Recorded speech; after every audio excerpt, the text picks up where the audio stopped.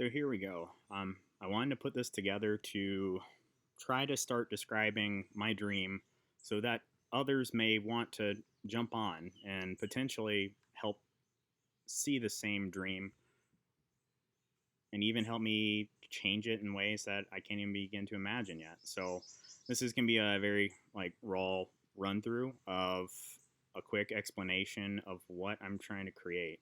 I'm calling this "What if you could change the world?" The infinite hit points code and how to win at the game of life. So how do you change the world? It's actually not as hard as you would think it is. Every person on this planet, all nearly 8 billion of them, have their own world and reality they live in. And through the simple interactions you have day to day with them, you have ripple effects into their world that can alter it. Those simple niceties can create a legacy of something amazing or not. Take home how awesome that power is. 8 billion worlds ready to be changed. Sounds like one of the most powerful superpowers that I know of that are out there. I want to use my newfound superpower in the most profound way possible. My education and training is in anesthesia. My power is to spread euphoria and take away pain. Simple as that. And I want to extrapolate that in the biggest, most expansive way possible. I've been so extraordinarily fortunate in my life to have some incredible exchanges of energy to create just this crazy thing that's me. And while at the time some of those were bad, most of them were very good, and I have no regrets on that. I'm the summation of all of that. And that's the power that each one of us has to influence the lives of other people. So through EtherFrolics, the nonprofit that I'm establishing, I want to spread euphoria and take pain away across the world, across 8 billion worlds. Sounds pretty lofty, doesn't it? I've had 36 years of meeting people, and the foundational thing I've learned is you don't have to be the smartest or best and at everything. All you have to do is be able to recognize the value inherent in those people you meet and hopefully unite them together in some way. That's what I've always enjoyed doing. And now I'm trying to do that amongst all of those interactions. And anyone who wants to help, please join in and help live my dream and maybe come up with your own. So I want to tell you what happened this year. I left my traditional measures of success with a great paying job and the stability that goes along with that, and decided that was not the right path for me. It felt meaningless.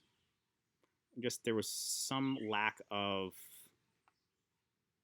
I don't fully know what to describe, but it set me out to start searching.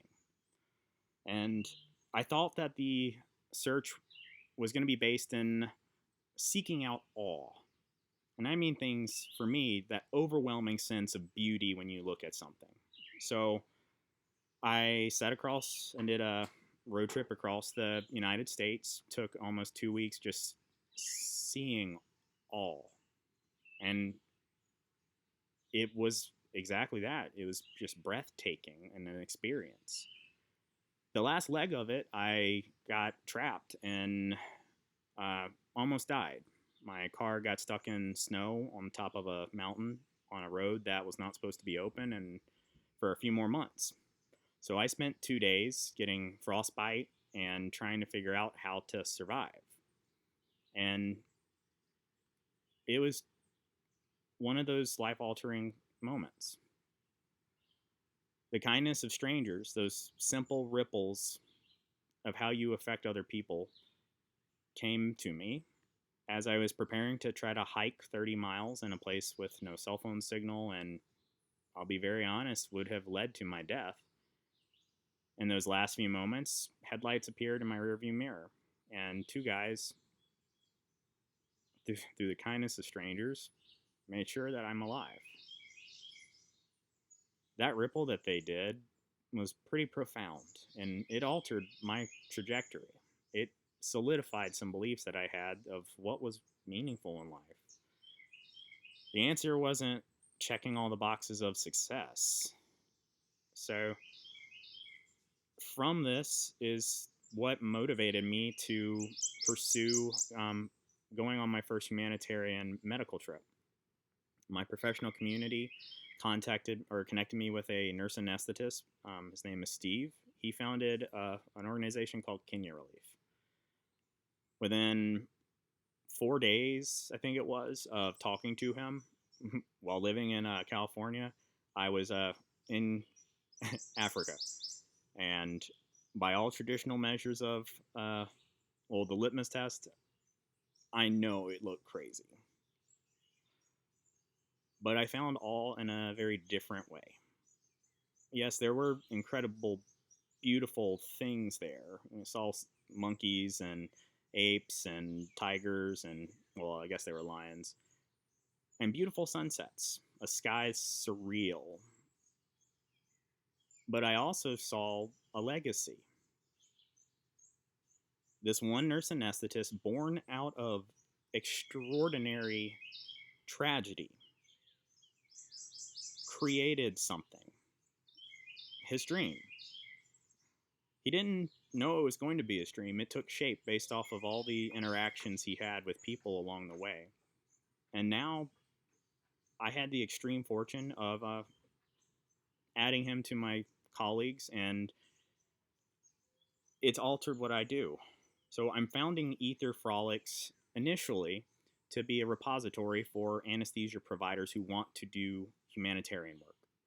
The broadest of sense of the mission will be to provide them the tools to do that.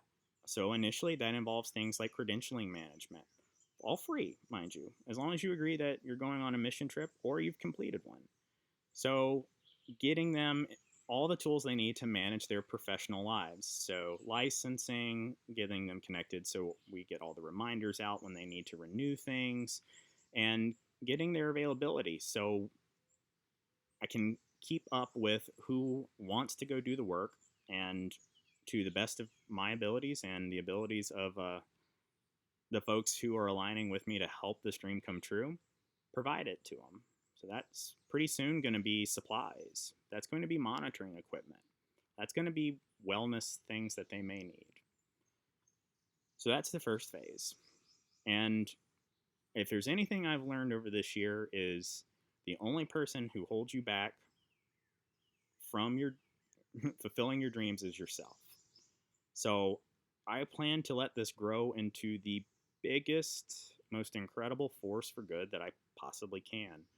My dream currently shapes into, down the road, this being things like sending prep teams out to build hospitals in a sustainable way and turn them over to the local community and empower the people there, providing them the resources they need to do so, to take it on, because their superpowers need to be developed. We're not there to save them. We're there to change their world for good to the best of our abilities. So I hope that any of you that want to join on this mission will. And I can see the end of my game on this.